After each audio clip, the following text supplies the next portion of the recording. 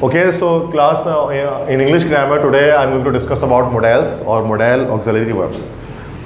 Models के बारे में लिटिल बिट इंट्रोडक्शन मैंने आपको वर्ब के टॉपिक में दे दिया है। जब मैं वर्ब पढ़ा रहा था तो मैंने वहाँ बताया था कि मॉडल्स असल में ऑक्सिलरी वर्ब की टाइप्स हैं। ऑक्सिलरी वर्ब दो तरह के होते हैं, एक हेल्पिंग वर्ब होता है, एक मॉडल्स होते हैं। हेल्पिंग वर्ब तो नॉर्मली आप टेंसेस के अंदर पढ़ रहे होते हैं, 2F टेंसेस में। मॉडल्स क्या होते हैं? मॉडल्स जो है वो टेंस को बताने के अलावा एक्स्ट्रा और भी इंफॉर्मेशन आपको सेंटेंस के बारे में दे रहे होते हैं। तो इनको हम शॉर्ट में मॉडल्स कहते हैं या मॉडल ऑक्सिलरी वर्ब्स इनका जो है वो फुल नेम है।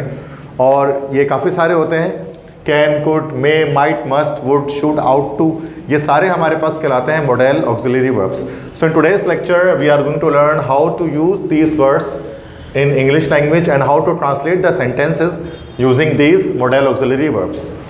तो मैंने जो है वो मॉडल्स को 4 टाइप्स में अलग अलग जो है वो कर दिया है इन मॉडल्स को। तो I have distributed the modals in 4 different types: modal of ability, modal of permission, modal of advisability, modal of possibility. तो मैं इस अंदाज से मैं आपको ये बता रहा हूँ कि class 9th 10th first year second year के स्टूडेंट्स के लिए ईजी हो जाएगा इनको सॉल्व करना या इनके ट्रांसलेशन को बनाना। मॉडल ऑफ एबिलिटी में हम एबिलिटी या काबिलियत की बात करेंगे कि किस तरह से ये काबिलियत को शो करता है, एबिलिटी को शो करता है। मॉडल ऑफ परमिशन में इजाज़त की बात करेंगे, परमिशन की बात करेंगे। मॉडल ऑफ एडवाइजेबिलिटी में कोई नसीहत की जाएगी, नसीहत के बारे में बात करेंगे। और मॉडल ऑफ पॉसिबिलिटी में इम्कान, प्रोबेबिलिटी, पॉसिबिलिटी के बारे में बात की जाएगी।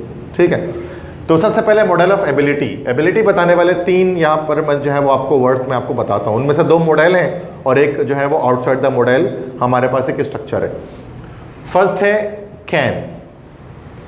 Can shows you about the present ability, कि अभी किसी शख्स या किसी चीज़ के अंदर अगर कोई सलाहियत मौजूद है, काबिलियत मौजूद है, इसको हम कैन से शो करते हैं। कैन मीन्स सकता हूँ जुमले में ना, कि अगर मैं ये काम कर सकता हूँ, I can do this work. ज़्यादातर जो मॉडल्स होते हैं उनके बाद हमेशा वर्ब की फर्स्ट फॉर्म ही आती है। कुछ मॉडल्स होते हैं जो वर्ब की थर्ड फॉर्म अपने साथ लेते हैं, वरना मॉडल्स के साथ नॉर्मली केसेस में वर्ब की फर्स्ट फॉर्म हम इस्तेमाल कर रहे होते हैं। तो कैन के साथ वर्ब की फर्स्ट फॉर्म इस्तेमाल किया जाता है, वो प्रेजेंट की एबिलिटी है। जैसे आई कैन टीच यू, मतलब मैं तुम्हें पढ़ा सकता हूँ। ही कैन स्विम, वो तैर सकता है। I can ride a bike, मैं एक मोटरसाइकिल चला सकता हूँ। You can listen to me, तो मुझे सुन सकते हो। I can record the lecture, मैं लेक्चर रिकॉर्ड कर सकता हूँ। This mobile phone can record lecture, ये मोबाइल फ़ोन रिकॉर्ड कर सकता है लेक्चर को। सही है। The teacher can punish you, teacher तुम्हें सज़ा दे सकते हैं। तो इस तरह से बहुत सारे सेंटेंसेस हम बना सकते हैं कैन के साथ वर्ब की फर्स्ट फॉर्म लगा के। अब एक चीज़ होती है पास्ट एबिलिटी।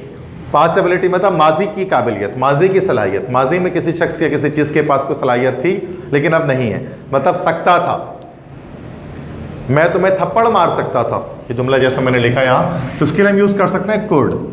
फिर जो हम मॉडल इस्तेमाल करेंगे दैट इज कुड। कुड के साथ वर्ब की first form, it will show you about the past ability. I could slap him, मैं उसे थप्पड़ मार सकता था। ठीक है। आई कुड डू दिस, मैं ये कर सकता था। I could submit the application, मैं एप्लीकेशन को सबमिट करवा सकता था। ठीक है। I could repair this chair, मैं इस चेयर की मुरम्मत कर सकता था, मतलब पास्ट में सकता था के मायने में इस्तेमाल होगा। अच्छा, फ्यूचर की एबिलिटी भी हो सकती है, मतलब को सकूंगा, मैं ये काम कर सकूंगा। अब इसके लिए हमारे पास कोई मॉडल तो नहीं होता, बल्कि हम एक स्ट्रक्चर यूज करते हैं विल बी एबल टू का। विल बी एबल टू के साथ वर्ब की फर्स्ट फॉर्म लगाते हैं। ठीक है।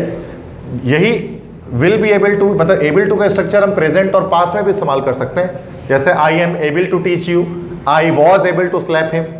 तो प्रेजेंट और पास्ट की एबिलिटी में तो हम ये एबल टू का स्ट्रक्चर इस्तेमाल कर सकते हैं कैन और कुड के साथ, लेकिन फ्यूचर की एबिलिटी के अंदर हम सिर्फ ये स्ट्रक्चर ही यूज़ करते हैं, विल बी एबल टू के साथ वर्ब की फर्स्ट फॉर्म। जैसे मैं ये कर सकूँगा, I will be able to do this. मैं तुम्हें सज़ा दे सकूँगा, I will be able to punish you. To के बाद हमेशा वर्ब की फर्स्ट फॉर्म ही आती है। मैं इम्तहान पास कर सकूँगा, I will be able to pass the exams. ठीक है। तो यहाँ पर मैंने फर्स्ट आपको 3 मॉडल्स यहाँ पर, या 3 आपको वर्ड्स मैंने आपको बताए यहाँ पर जो एबिलिटी को शो करते हैं, कैन, कुड और विल बी एबल टू। सकता हूँ, सकता था और सकूँगा। ठीक है, समझ में आ गई बात? कंप्लीट ये मॉडल ऑफ एबिलिटी। अब नेक्स्ट आते हैं मॉडल ऑफ परमिशन। परमिशन मतलब इजाज़त लेने के लिए हम जो वर्ड्स इस्तेमाल करते हैं। 2 मॉडल्स यहाँ पर मैं आपको समझाता हूँ। इजाज़त लेने के लिए जो इस्तेमाल किए जाते हैं मॉडल ऑफ परमिशन, और ये हमेशा इंटरोगेटिव सेंटेंस होगा बिकॉज इजाज़त हमेशा इंटरोगेटिव सेंटेंस में लिया जाता है, सवालिया जुमले में लिया जाता है। अब परमिशन दो तरह के हमारे पास यहाँ पर हो सकती है परमिशन, एक हमारे पास इनफॉर्मल परमिशन हो सकती है और एक फॉर्मल परमिशन हो सकती है। इनफॉर्मल परमिशन मतलब जो आप दोस्तों से, मतलब आप बोलोगे ना तो इनफॉर्मली हम दोस्तों से बात करते हैं, इनफॉर्मल लैंग्वेज में हम उनसे बात करते हैं। जब हम जब हम अपने सीनियर्स से, अपने एल्डर्स से, अपने बड़ों से जब हम बात करते हैं तो फॉर्मल वे पर बात करते हैं।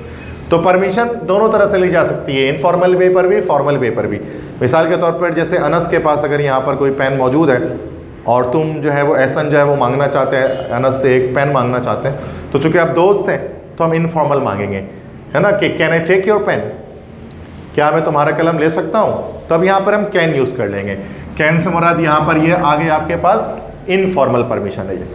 लेकिन अगर मेरे पास एक पेन है और आप मुझसे मांगे, अगर ऐसा मुझसे मांगेंगे तो अब ये कैन नहीं बोलेंगे, अब ये बोलेंगे sir may I take your pen, क्या मैं आपके कलम ले सकता हूँ। तो बात वही है, कैन और मैं मतलब परमिशन मांगा जा रहा है। लेकिन मैं हम इस्तेमाल करते हैं कब, जब कोई एल्डर हो, जैसे टीचर्स है ना, जब क्लास में हम अंदर आते हैं तो हम क्या कहते हैं, टीचर मे आई कम इन। कभी हम ये नहीं कहते कैन आई कम इन।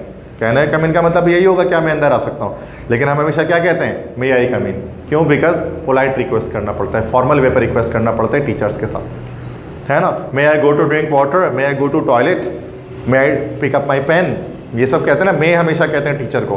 क्यों, बिकॉज टीचर्स हमारे लिए रिस्पेक्टेड होते हैं और उनके लिए हम एक फॉर्मल लैंग्वेज इस्तेमाल करते हैं। लेकिन दोस्तों के साथ हम कैन में बात कर सकते हैं, can I take your pen, can we go to picnic, इस तरह से हम कैन से बात कर सकते हैं। ठीक है, समझ में आगे बात, मॉडल ऑफ एबिलिटी वो परमिशन दोनों। नेक्स्ट बात करते हैं मॉडल ऑफ एडवाइजेबिलिटी।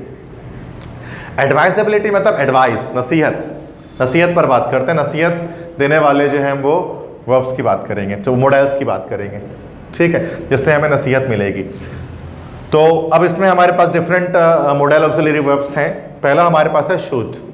शुड क्या शो करता है, मोरल एडवाइस, मोरल एडवाइस को शो करता है, एक इखलाकी नसीहत को शो करता है प्रेजेंट में, मतलब होता है चाहिए।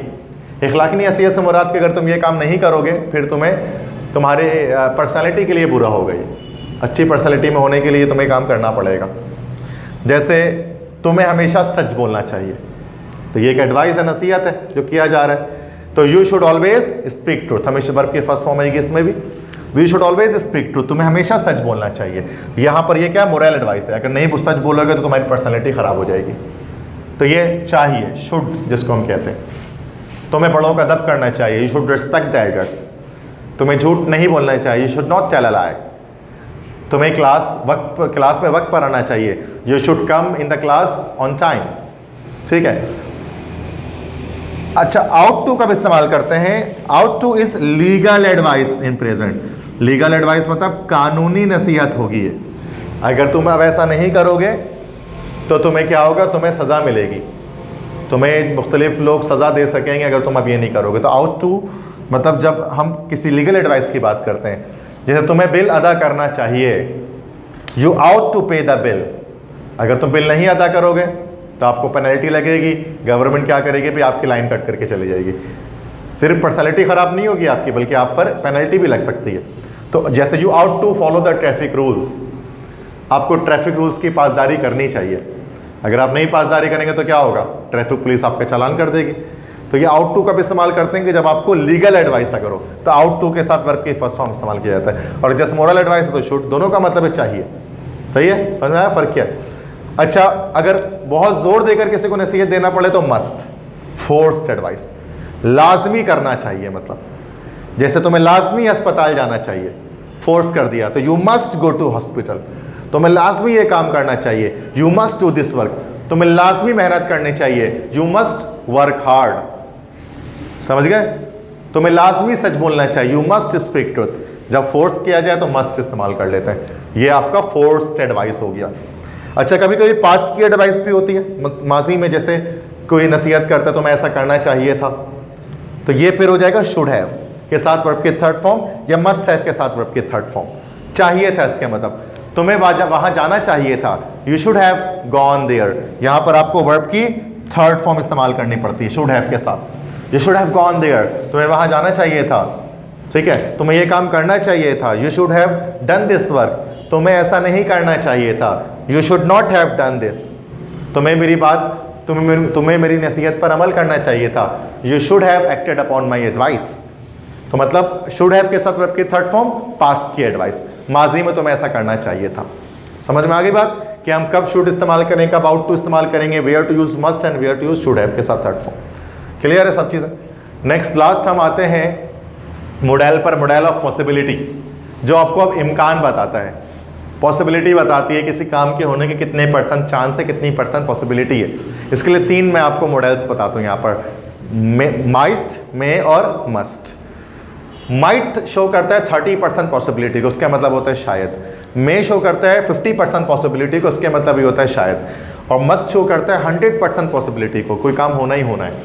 अब मिसाल के तौर पर जैसे कि अब आपने रात में, मतलब अगस्त के महीने में, जैसे कि मॉनसून का महीना जो हमारे पास चल रहा था, तो आपने रात में देखा कि भाई ये वेदर प्रेडिक्शन की जा रही है कि कल बारिश होगी, ठीक है। तो अब ये कोई हतमी नहीं है, मतलब क्या पता बारिश ना हो, तो 30% चांसेस हैं, 30% चांसेस हैं, ठीक है। तो ये हमारे पास हो जाएगा यहाँ पर, जैसे कि आप कहते हैं इट माइट रेन टुमारो, कल शायद बारिश हो। माइट क्यों कह रहे हैं, जो 30% चांस है बारिश होने के, ठीक है। और अगर 50, अब अगले दिन क्या हुआ कि आप देख रहे हैं कि बादल लग चुके हैं, मतलब हल्के हल्के बादल आ रहे हैं, दूर दूर से बारिश होने के चांसेस हैं, तो आप 50% चांसेस हैं, तो आप क्या कहते हैं, इट मे रेन टुडे, आज शायद बारिश हो। अब मे माइट क्यों 30% चांसेस थे, और मे में क्या हो गया 50% चांसेस हो गए। अब क्या हुआ कि बादल बिल्कुल चारों तरफ काले काले लगे हुए हैं, बिजली कड़क रहे हैं, ठीक है, थंडरिंग हो रही है, बादल गरज रहे हैं, तो उसका मतलब बस 5 से 10 मिनट में बारिश शुरू होने वाली है। तो अब आप क्या कहते हैं, इट मस्ट रेन टुडे, आज लास्ट में बारिश होगी। तो मे, माइट और मस्ट पॉसिबिलिटी को शो करते हैं। माइट शो करता है 30% पॉसिबिलिटी को, मे 50% और मस्ट 100% पॉसिबिलिटी को शो करता है। सो आज के लेक्चर में हमने ये चीज़ डिस्कस की कि कब हम इस्तेमाल करते हैं, कि हम किस तरह से मॉडल्स शो करते हैं, एडवाइस को, एबिलिटी को, परमिशन को, और जो है पॉसिबिलिटी को। क्लियर है सारी चीज़ें, किस तरह से ट्रांसलेशन करते हैं। तो अब इसका ट्रांसलेशन आप कर सकते हैं अगर पेपर में आस्क किया जाए तो। That's good. क्या कह रहे थे तुम?